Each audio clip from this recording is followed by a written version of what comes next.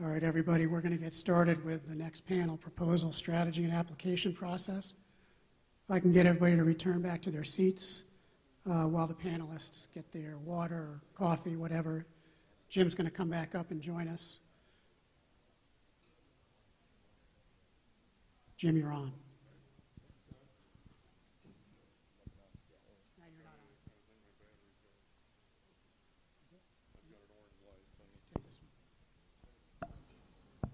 Let's try it again. Okay. I didn't put it on mute. Okay, let's get rolling. Now I get to do something fun, which is kind of facilitate a panel of some of your fellow technology companies, and they're going to talk a little bit about their experiences within SBIR STTR.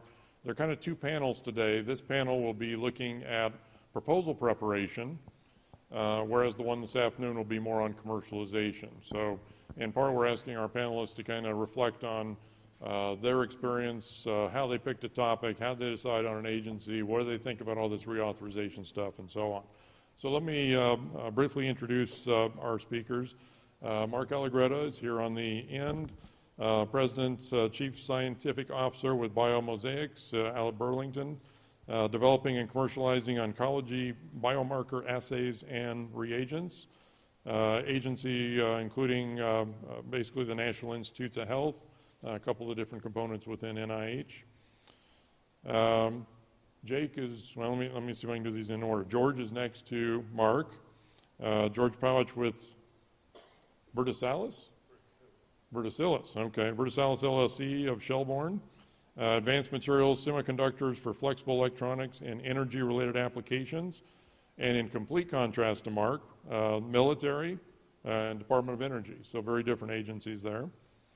Then Jake is next to him, Jake Redder with Caldera Medical.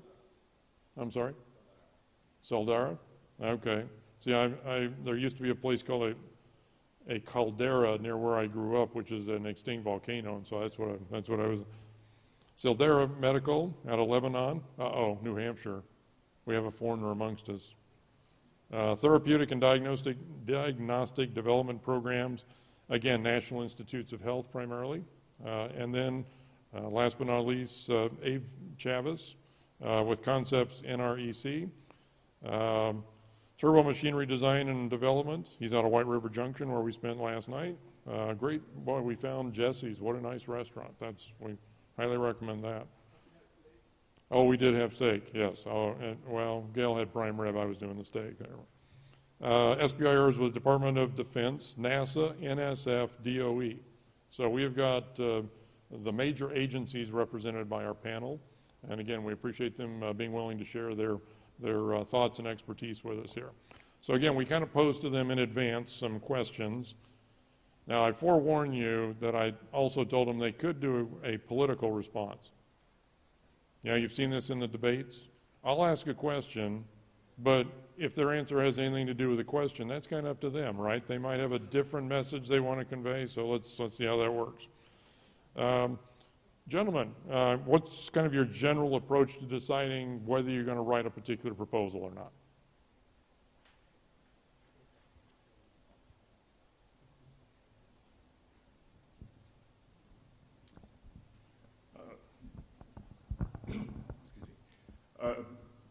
Well, obviously we look at what we're good at vis-a-vis the topic and the description, but it goes well beyond that.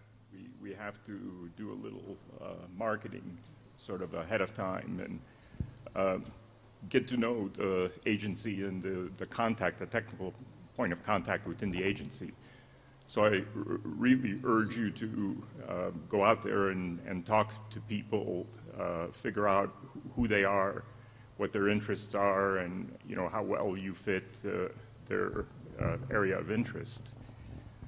Beyond that, we also look at the kind of potential partnerships we can have if we do write a proposal against a topic in two ways. One is we depend on various partners as vendors, as subcontractors in actually performing on a project once we win it.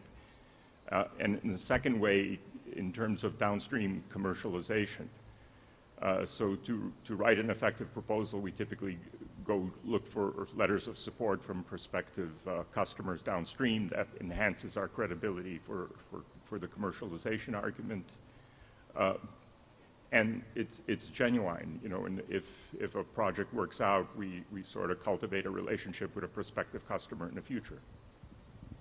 So I don't know if that helps, but. Absolutely, and I'm hoping, yes, I'm hoping Jake will comment, because NIH, this is very interesting because you market differently to an NIH. I do want to emphasize something that George said, though, these letters of support, those are becoming crucial. As we're talking about commercialization becoming more and more important, put yourself in the shoes of the reviewer. Reviewer, you tell them, oh yeah, we're really big behind commercialization. We think that's really important. We're going to work really hard, and we're just really sure there's customers out there. In contrast, George is writing a proposal that says, see the attached letter from someone who is actually a customer and has written saying they are interested in buying this as a product should it go on to phase 3. Now, to a reviewer, which one of those is a stronger proposal in an environment where commercialization is a big deal? Obviously, George's is. So be looking at those letters of support from customers, and it's 3 categories: customers, funders, or strategic partner. Partner being someone that might buy you out or some relationship like that. But customers, funders, or a strategic partner. Those letters, very, very powerful key in phase 1. Jake, what do you think about how you pick the topic and pick the agency and all? Well, we have a very simple criterion. Thankfully, NIH has what they call an omnibus solicitation, which means that if you have an idea, they're willing to evaluate it. And so our first criterion is the question, is there a unmet medical need?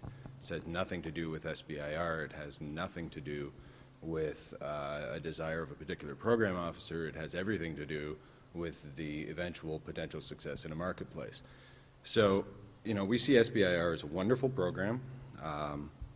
It has been a great driver of innovation in the U.S., and the difficulties that I've seen with respect to the program have been when people start to focus on it as an end rather than a means to getting somewhere. So, you know, I used to be on the investment side of things, and if you look at most technologies, and certainly biotechnology coming out of universities, there is no financial economic structure that you can create that will give you a reasonable risk-adjusted return on your investment. It just doesn't happen. And you can say the same thing about university research. So in universities, the federal government pays for that research because they know it's important, even if their return on investment is going to be measured more in societal benefit than it is in dollars and cents. And the same argument has to be made, thankfully to a lesser degree, for very early stage technologies. So, you know, we look at this as, can we build a business around a particular technology, or will this particular project help to advance one of the businesses we're trying to build? And if so, is this something that could be SBIR fundable? And if it is, then we go out and we try to get the money. Great, please. Yeah, I just wanted to echo what Jake said, because our projects go to NIH as well. In general, you're trying to find an unmet medical need, and for us, we actually have limited SBIR experience, but the fact is that it was crucial in getting the business going. It was a very important stepping stone. The SBIR funds were the first funds in for us, and that required that we get all these other aspects of the business together for financial management. If you're doing human studies, you need to do human assurances documentation. You need to really jump through a lot of hoops to be in place to do this project, to do these projects, and that set us up to get additional funds and additional contracts from other agencies, the American Chemistry Council, the Juvenile Diabetes Foundation, and to establish relationships with pharmaceutical companies doing drug development. So the SBIRs, in our case, did not ultimately succeed and lead to commercialization of the projects for which they were funded, but they were invaluable in getting the business going towards where we are today. Abe, any comments on that topic? Yeah, I think there's going to be a lot of echoing going on all morning here, but just so I don't waste your time, I think I'm going to echo one thing that's been said that I think is very important, and it is that if you're going to pick a topic, make sure you're an expert in that topic, because you're going to be competing with experts. And so if it's just something you dabble in, don't bother, you're not going to win.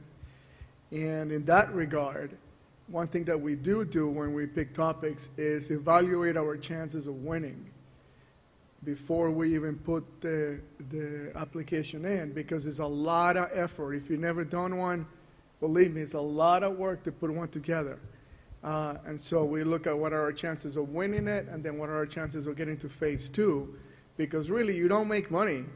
It's not a money maker. In fact, you're probably going to lose money on phase 1 and maybe just break even on phase 2.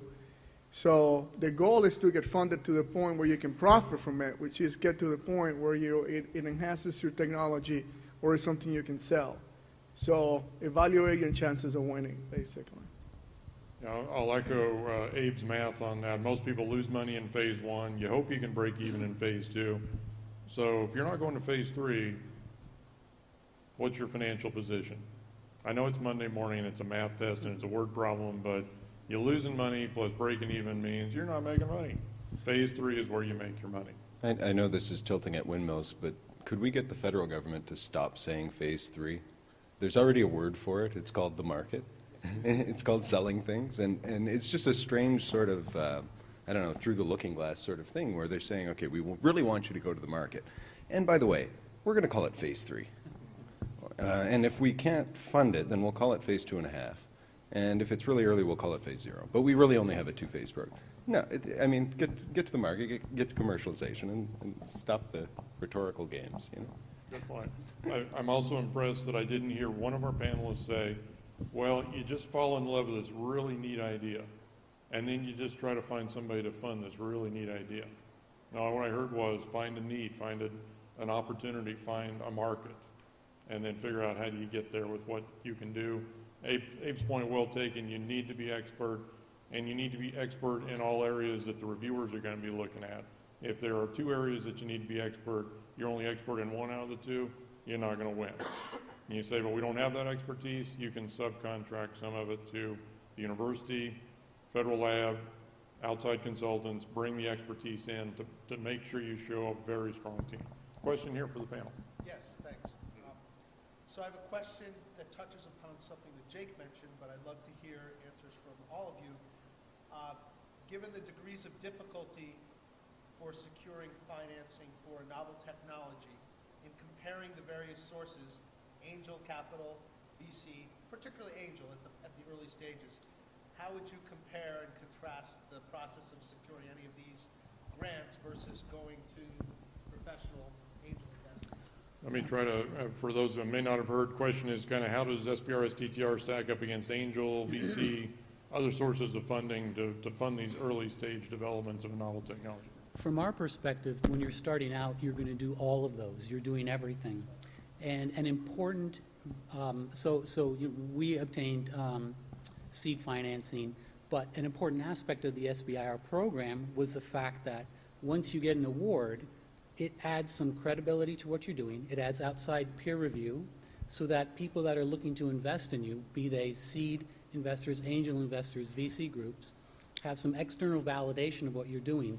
And especially if your application includes letters of recommendation from other companies that either want to purchase your product or become potential partners, it adds so much validity to it. So that in our case, the SBIR awards were what enabled us to get future financing from seed round investors, because they could see that we had potential in an external valuation, plus there was an easier way to assign a value to what we had. That's just was our perspective.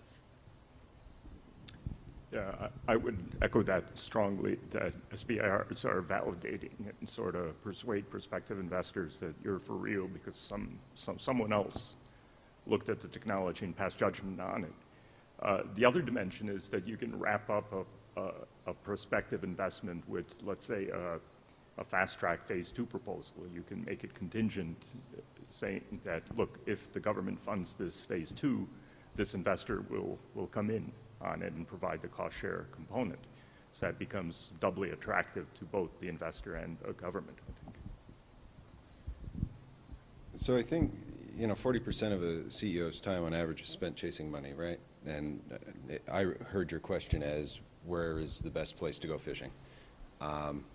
So there are a number of different parameters there, the time and effort, how are you going to present to that particular potential source of funding, and what are you going to give away.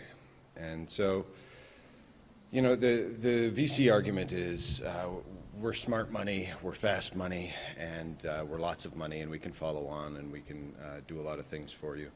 And in some cases, that's true. I would say for very early stage innovations, if you're thinking about writing an SBIR phase 1 on your technology, then you're probably not VC fundable, not yet. So you're really down to angel investors and sources of, I like to call them non-dilutive funding to be a little more inclusive. So there are state resources, there are even local resources, CDBG type things that can help your business. And then there's the federal programs. SBIR is probably the most structured of those. And so if you're seeking angel funding, really it's not a heck of a lot different than seeking VC funding. You put together a pitch, and the pitch is about the business. And it's not about a technology, it's about how you're actually going to make a good return on a very risky investment for that particular investor in a certain period of time. And that's quite a different pitch than you would make to an SBIR review group. In terms of the actual time taken, I don't think there's an enormous amount of difference. You're not going to call up 3 angels and have the money in your pocket that afternoon. You're just not. There are stories about that, and that does happen when things get frothy in Silicon Valley, but it just doesn't happen frequently. And it's a vanishingly small number of companies that actually happens for. So figure, 3 to 6 months of knocking on doors and making phone calls. How long does it take to put together an SBIR application? 3 months is probably if you know what you're doing, and 6 months if you don't. So it's a similar amount of time, it's a similar amount of money, and the big difference from sort of the long-term perspective, in my mind at least, is that you're going to give away a piece of your company to the angel investor, and you're not going to give a piece away to the federal government. So if the assumption is that you can take one funding round and then make it to profitability, fantastic, it doesn't make a huge difference. But most high-tech companies require multiple rounds of funding. If you start with angels and they're taking somewhere between 5 and 30% in a round, then you go to VCs, they're taking 33% maybe on average, and you go for 3 or 4 rounds there, you can very quickly do the math and find that at the end of the game you've got a very small proportion of your company left.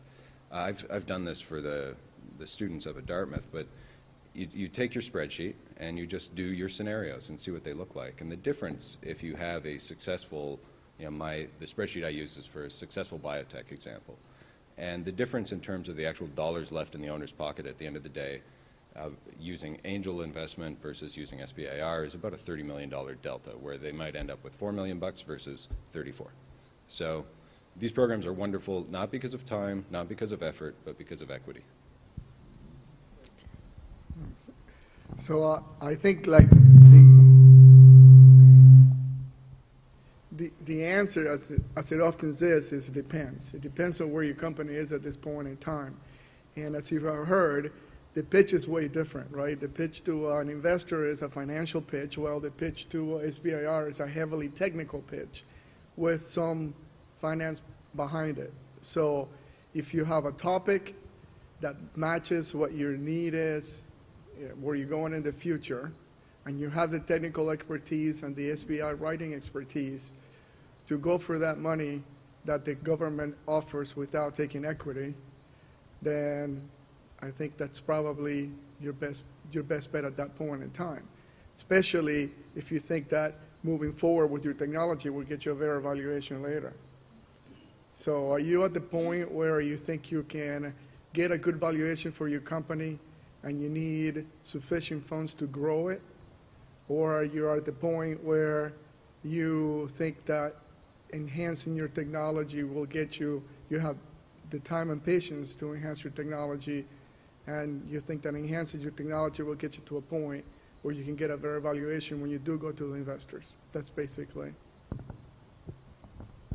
Okay, thank you, I gentlemen. would hold that, or else you're always going to have Let's, and a couple of key things I heard. Again, credibility is something you hear a lot about. You can get credibility from SBRS TTR because of the independent evaluation by presumably experts in the field. I like George's comment where you don't, if you're going to go out and try to get money, outside money, don't beg for it. We see people doing that where they go, I need money, can you give me money, I'm desperate for money, I'd do anything for money. And they just come with this charity mentality, you know, that I'm just some poor little company, I need money, as opposed to what I heard George saying was, you go out with a value proposition. This is why you want to put money into my company, this is why this would be a great thing for you, this is why I can make you stinking filthy rich if all this works according to plan. And again, Jake and Abe both making the point that you don't give up for SBIR. You don't give up equity. You don't have to repay it. What you give up is time and effort in dealing with the government and some of the downsides to the bureaucracy and what we're going through with the reauthorization. Let's move to generally, how would you guys approach a proposal? You've decided to write a proposal. It's due Friday. You get started Thursday afternoon. What do you think? How would you approach the preparation of the proposal? All right, so once we have selected a topic and we know we're interested and we know we're going to submit a proposal for it, we will assign a person that has experience in that technology and has experience in writing SBIRs. Our company is about $20 million a year in business. We have 3 people that really write almost every SBIR. And one person focuses on NASA and the Air Force and so on, and he's very experienced in the technology that they need and the topics that he needs to be watching out for. And he's written this over and over again because it's not just knowing the technology, but knowing how you write it, how the evaluators like to see the points made, you know, the formatting. You know, you have heard here things about rules and formats, and if you're a page over, they'll throw it out, and if it doesn't fit the margins, they'll throw it out. And so, I mean, there's a lot more to it than just writing the proposal. So you have to have people that eventually become experts at doing this, and you want them to be consistent. We have another person that does all the DOE proposals, and so on and so forth. So that technical lead, and it's a technical person, by the way, because they are mainly technical proposals. So that technical lead then will pick a team, and will say, I'm going to need you to do this, I'm going to need you to do that. They're going to try to find partners if we need partners. Many of them have been in that field forever, so they know what partners are suitable for this particular proposal. And then they will pick a commercialization person, which is typically myself or my boss, which we're in sales. So we will write the commercialization part so they can concentrate on the technical part. And then they'll format it. We'll submit the topic to them, the input to them, and they will format it and submit the complete proposal to the government. So that's how it goes. But no, we don't wait till the last minute, by the way. You know, I mean, we end up working till the last minute. So, I mean, you always think you have more time than you actually do. But it takes a long time to develop this thing. So start as soon as you can.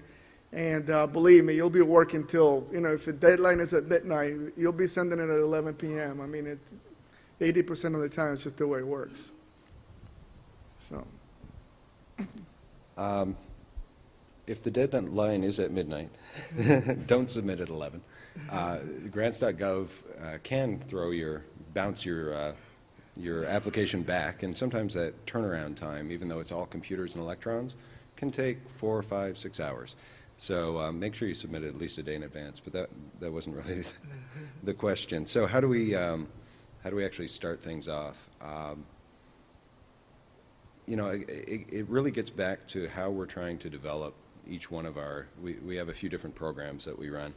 And the question is, how do we need to get from where we are today to something that is, in a biotech sense, if it's a therapeutic, it's not going to be how do we get into the market, because that's a multi-billion-dollar question. It's a question, how do we get into the clinic, which is a multi-million-dollar question. And for therapeutics, at least, the path to the clinic is fairly straightforward. Everyone knows what needs to be done in order to get there. And FDA has made a fairly well-defined set of criterion that will enable a successful IND application. So we look at where we are at the stage, we look at what we need to do to get there, and we rely on what we hope is our own good judgment to say that the technologies that we're working on are innovative and impactful and will eventually be something that can improve human health. The actual sitting down and putting pen to paper, because I am only partially technical, I usually have to rely on other people to do the majority of the technical writing. In the past, we have had many situations where it's deadline driven. I'm very happy to say that for this cycle at least, we have a set of deadlines which start 3 months in advance, where we start getting together things like what are the specific aims for this proposal? What are the expertise requirements for this proposal? Who are the experts, and if we don't have them, where can we go get them? What will the budget look like? Will this particular mechanism support what we want to do? And then we start getting in fairly quickly into drafting the actual application. Once you put pen to paper, that rigor actually will raise a whole lot of other questions that you weren't aware of previously, and it's good to have at least a couple months in order to sort those out.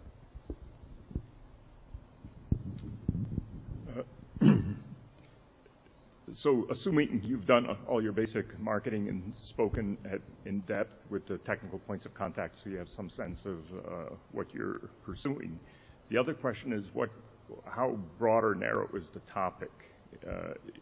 You know, if we're chasing something like NSF grant or DOE, that's, you know, give us a proposal to solve the energy crisis and cure world hunger, you know, that kind of thing. That becomes very broad and general, and you know, the sky's the limit. If you're pursuing a DoD topic that's very narrow and they want us, you know, a specific, you know, gun sight that will see at this wavelength for this and this reason, you know, you can be extremely specific. But in all cases, we're sort of a semi-virtual company, and we depend heavily on partners. So the pacing item to us is getting all the partnerships lined up, both for execution performance and to the letters of support that we spoke about from the marketing commercialization point of view. So the pacing lead items are getting those partners lined up, getting their inputs, their cost proposals, their letters, or whatever you're going to bake into your proposal on time. So that's our approach to it. Yeah, ours is very similar, obviously. We start with a lot of communication up front. So, again, talk to the contact program director for the area that you're seeking to apply, and start off by making certain that you actually have something that fits what they're looking for. That's always key. For us, we tend to go for RFA-driven National Institutes of Health awards. So there's a very specific need. Then I think partnership is key, because you're a small business. It's not expected that you're going to have everything in place to be the one sole source for this entire broad project. So establish those partnerships. Be certain that everybody is aware of what it is you're trying to do. Get it in writing so that you've got your letters and there's no surprises as you're winding down towards time for submission. Communicate with the people who are doing the writing, the technical parts, so you can flesh out what the specific aims are, and communicate frequently so that the project stays on path and stays on focus and stays on point. I'm hearing no one say, I do it all. I just do it all. You know, I just take responsibility front to back, and I do it at the last minute. What I'm hearing is putting together teams, either within the company, as Abe was describing, or perhaps outside the company, to put together the best team you possibly can. Doing it, as Jake said, you know, get this started 3 months in advance. What's the proposal going to be? Who's going to be involved? Getting them on board, get deadlines established, start pulling things together. I like the notion of including the letters, as we said before. By the way, you ought to write the letters. Because if Mark calls me up and says he wants a letter from me, first of all, I don't want to write him a letter. I mean, I'm busy. And now this guy wants a letter from me. Besides, what am I going to say? I don't know what I'm going to say. So I'll probably say something completely contrary to what he wants me to say. But if Mark says, Jim, I'd love a letter from you, and I've already written it, I already sent it to you, it's attached to an email, it's on your inbox, boy, it'd be almost rude for me not to not to give him that letter back, wouldn't it? I'd have to ignore it. Plus, he's already written it, and everybody loves to edit what other people have done, so I'll edit it up, sign it, send it back to him. And he gets a letter back that says what he wants the letter to say, rather than, God knows what I might have to say about it. Again, very important on the teaming, getting advance things done in advance. I certainly agree with Jake. If you're dealing with grants.gov far in advance, and if you are just starting an SPR, STTR, and this is going to be the first time submitting using grants.gov, you should have started yesterday. Doesn't matter what day it is today, you should have started yesterday, because you have to get registered on grants.gov, and at NIH also registered on ERA Commons, and literally these can take 6 weeks to get registered just to have the capability to use the system to upload a proposal. So you're looking at that April 5th deadline for NIH into the omnibus solicitation. You better get going immediately getting registered on grants.gov. Yes, David.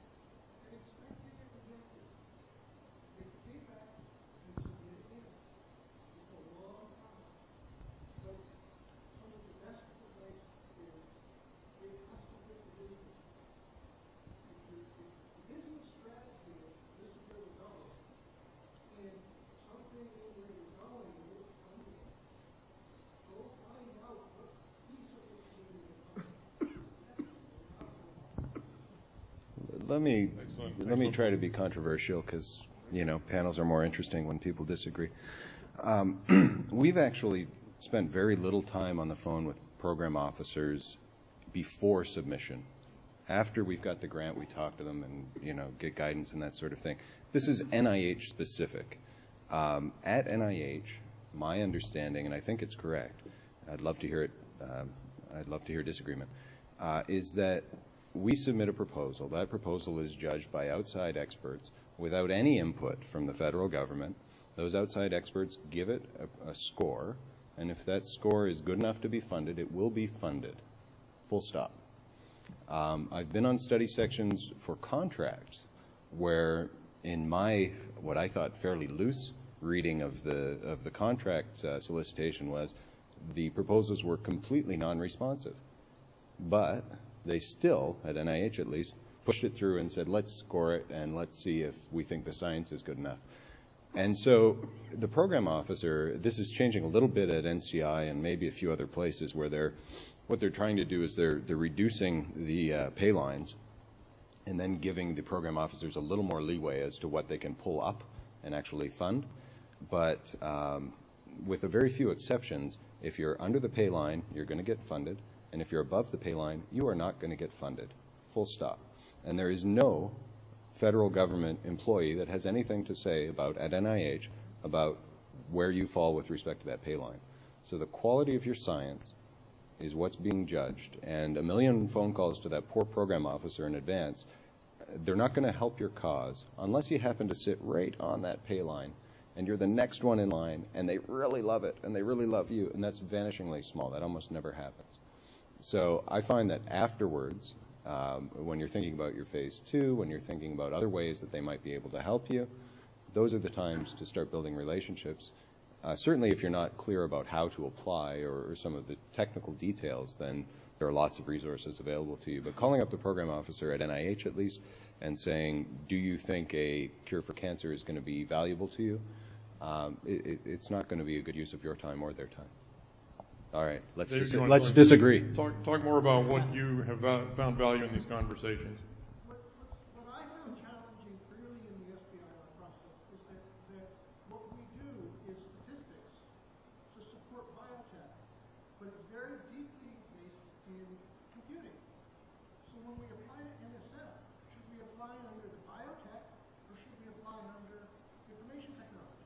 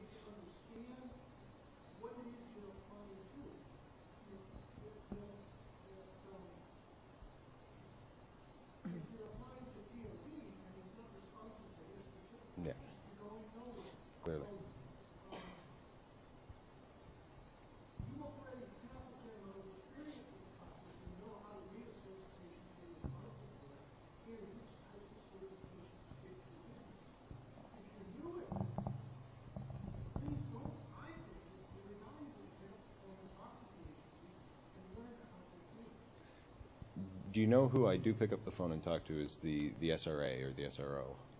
It's the scientific review officer who manages the study section. Not necessarily the program officer who manages the portfolio of technologies, which you would think might be a more important person to talk to. It's the person who puts together that study section, because those are the people, at least again, this is all NIH specific, but those are the people who are actually going to be evaluating your proposal. And if you've got a whole bunch of, I don't know, epidemiologists in the room and you're pitching statistics, you've got a real problem, because they won't understand it, and what they don't understand, they won't love. So figuring out who's going to be in the room, the rosters are posted at CSR.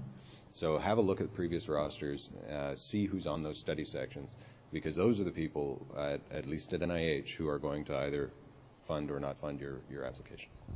And what I want to do is I want to ask George and Abe to talk to the topic authors, particularly the military, in advance. While they're thinking about that, let me give you NSF's version, because I review for NSF. We go and we, I think, act very much like an NIH review panel, giving our opinion about both technology and commercialization, suggesting which projects we think are the best and most fundable, which ones shouldn't see the light of day, and then we leave. And the NSF program manager then, sitting down with his or her boss, makes the decision. We are purely advisory as a review panel, purely advisory. Whereas NIH, when they give you a score of 23, that is your score, and those outside reviewers have basically determined the outcome of your proposal, whether it will get funded or not. They have determined that. Staff has not determined that. NSF, we're just helping staff make the decision. Now, I want George and Abe to kind of describe what happens at the military. What do you guys do in terms of talking to topic authors?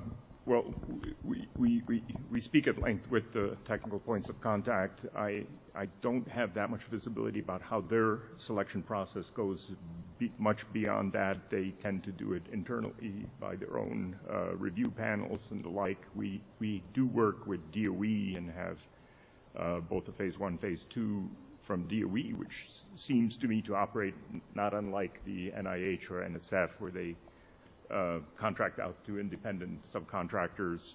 And in fact, it's a sore point within DOE, because the DOE relevant people are kind of out of the loop for a given program. They kind of, in some sense, resent the fact that outsiders are passing judgment on things that they feel that they're expert in.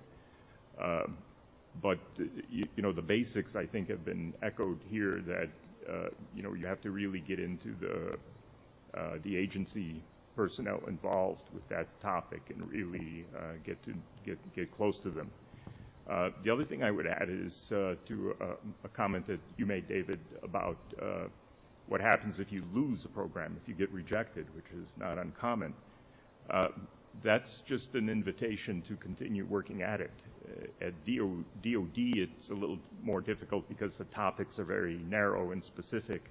But at a DOE or NSF, that's an invitation to polish up your proposal and just do it again. And you know, it may take several iterations before you're successful, but that's the game. Hey, what do you think about talking to these topic authors in advance, sir? I think we try to do it as much as possible. And there are several reasons for that. One is that you have all these topics, and you have to understand that not all of them will get funded. You may, in fact, be bidding on a topic that is very low priority, and your chances of getting funded are diminished by the fact that the topic itself may not get funded. And so you want to find out what the priority of the topics are. Some other topics are wired. It's basically somebody talked to the technical point of contact before.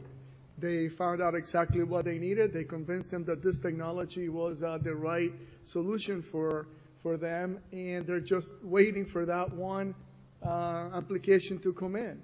In some cases, there is multiple awards given, you probably know that, for the same SBIR topic. So you're not just, so there's a lot of things that you really want to find out, hopefully ahead of time, before you put the effort into putting this SBIR solicitation in. In other cases, you want to find out exactly what is it that they're looking for. You know, you have a topic, you think you interpret it one way, and you may actually be bidding on the wrong technology. And I'll give you an example. This is It just happened to us. We bid in a SBIR topic that was related with enhancing the efficiency of automobile engines for DOD. I'm sorry, for DOE. And we had support letters from Cummins, from Ford. I mean, very, very nice backing on the commercialization end, and no turbocharger technology ended up getting funded. That's not what was in their head. You know, they wanted it more to as electric vehicle, hybrid vehicles.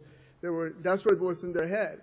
So while we had a very valid way of enhancing the efficiency of an engine with very strong backing from very large companies that were interested in, you know, an enhanced turbocharger, no turbocharger technology got funded at all. So we spent a lot of time, effort, and resources in bidding to actually 2 different proposals in for the same kind of topic. But so that's why I think we like to be in touch with the people responsible at the government and find as much.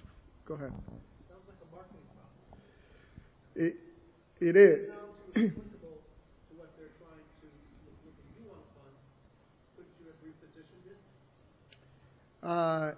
Not at the point where it's already gotten turned down. So you're right. If we talked to them, we could have repositioned it, right? And in fact, we are doing something of the kind for the next round. But we didn't talk to them. We didn't find out until late. It was already closed.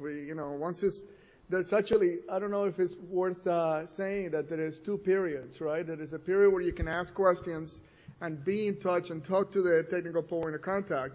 And then at some point in time, you really can't do that anymore. You have to submit the questions in writing through a website, and they can post it in writing through the website. And it's not a fluid thing. It's not the time to find out most of the things you really do want to find out. Let me elaborate a little bit on that, because this Abe has brought up a very important point. There are basically, I would say, 3 classes of agencies. The grant agencies, and again, they'll tell you which one are the grant. You can talk to them anytime. Anytime you want to pick up the phone, talk to them, send them an email, you can do that. That's fine. Then the other extreme are the contract agencies. Contract agencies, the day their solicitation comes out, you can't talk to them. It would be unfair for you to talk to them. And then you've got a couple agencies in between. One of them is the military, the other one is Homeland Security, that has said, well, when we send out the solicitation initially, it's just in draft form. Take a look at it. If you've got any questions, give us a call. And the first 30 days, you can ask your questions. Give us a call and ask your questions. So the military and Homeland Security give you that opportunity among the contract agencies to see a topic, form some questions, place the phone call. But the point is, when a DoD solicitation comes out, your job is to get on it quickly. If there's a topic of interest, the clock is ticking. You basically got 30 days to make that call. After that, you're down to what Abe's talking about in terms of the CITES online system, where you can ask your questions. But guess what? Abe asks his question. They post the answer on the internet. Every one of us now knows the answer to Abe's question. I'm like, God, what a brilliant question, Abe. That's great. And now I know exactly what he knows. He lost all of his competitive advantage over me. So don't wait for the CITES. Get the questions asked in the first 3 days. Jake? I actually have a question, because I've heard this many times. You really are mixing this up, aren't you? Yeah, I'm trying to. I've heard this many times, and it always sort of struck me in my gut as kind of wrong, but I know it goes on. This concept that there are certain solicitations or RFPs that go out that already have a winner in mind when they're written.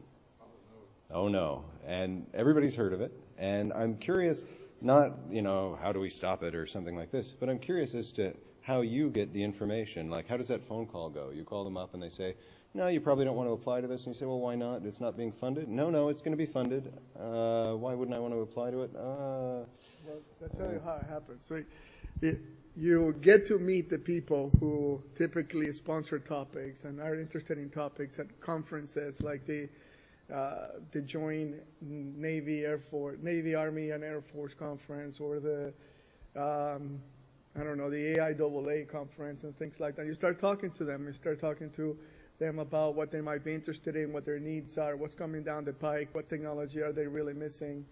And then you visit them in Washington, D.C., and you have a one-on-one conversation with them. and you sit across the desk.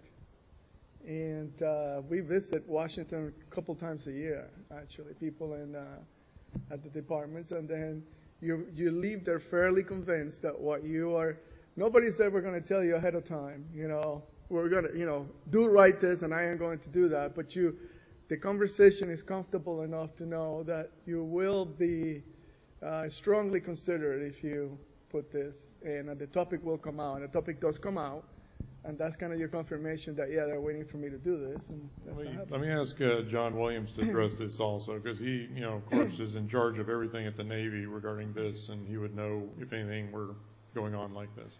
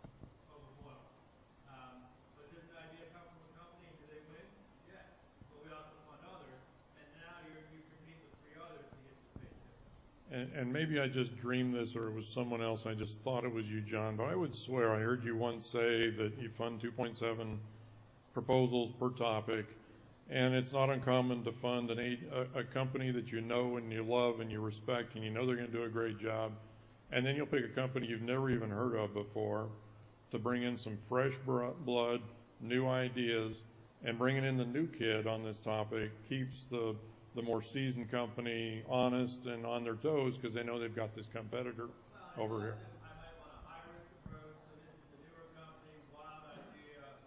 This one's really hit my mark, and I know that's going to go through. And I make one, we average 1.5 page tickets per topic, too. So, I mean, they both the big. But it really varies, but I think the concept of talking to the technical point of contact, getting the feel of what he's really looking for is very, very important. And again, look at the breadth between what John is doing with the topic authors, really picking who they're going to get, what companies they're going to get, versus what Jake was describing, a panel of outside, non-agency people determining the score that you get and your fate of your proposal. It's that broad in these programs. It is really that broad. Mark?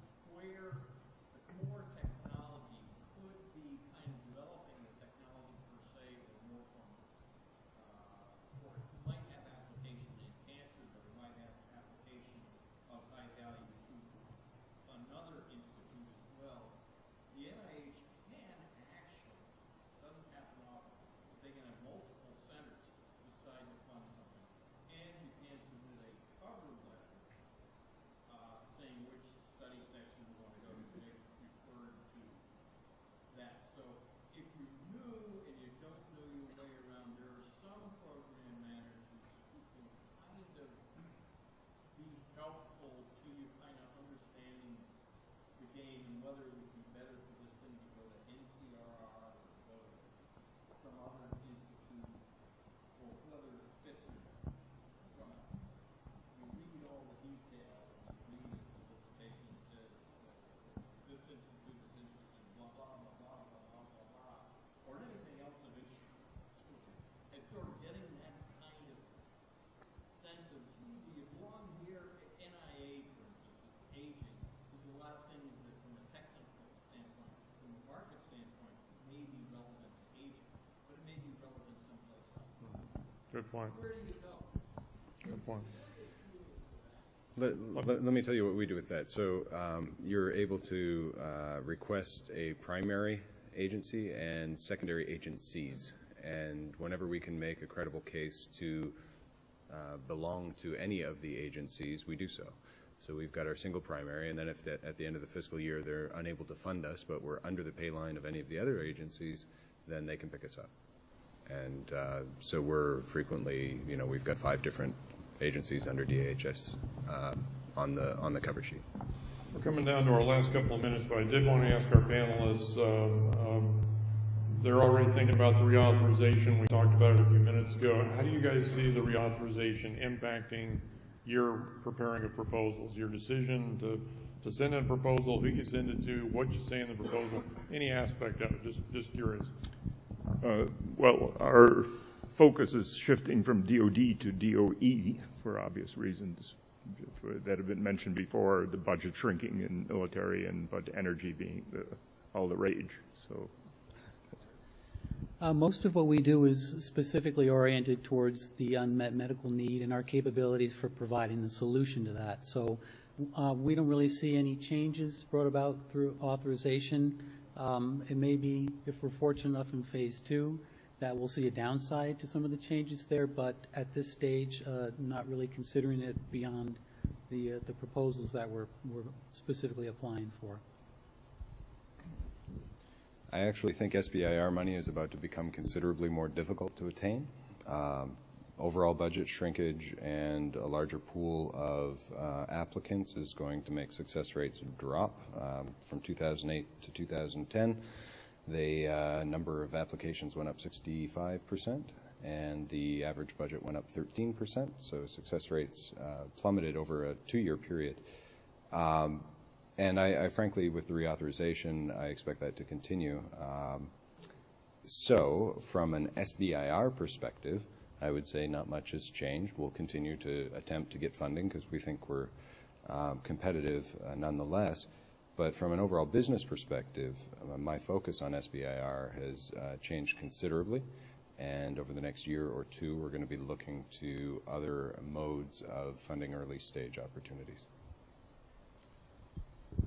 I'm going to use a political answer and start by apologizing if I infer that any of the agencies are doing anything illegal, which I didn't mean to say. But along the same lines, because of what Jake just said, I think it's becoming even more important to have a relationship with the people at the agencies that actually evaluate these SBIRs. And it is a market. Any competitive advantage you can have, I think that is legal to have, you should have. The second way that it's going to impact us is on the commercialization end. We, in the past, it used to be that your commercialization section was a couple paragraphs, basically. And in our experience, the government didn't really look at commercialization strongly until phase 2, actually. But if that is shifting completely to phase 1, we're already beginning to do a lot more work on the commercialization end.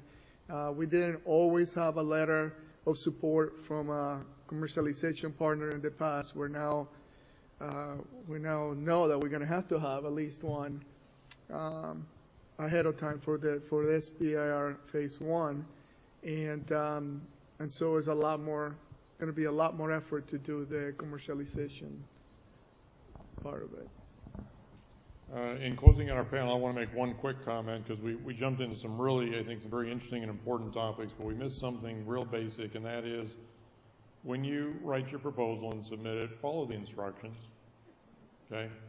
Because when it says 25-page limit and you put in 26, or it says make sure you sign the cover page, or make sure that the budgetary number on the cover page is the same one on the budget sheet, or that your prior appointments are in chronological order, starting with the most recent.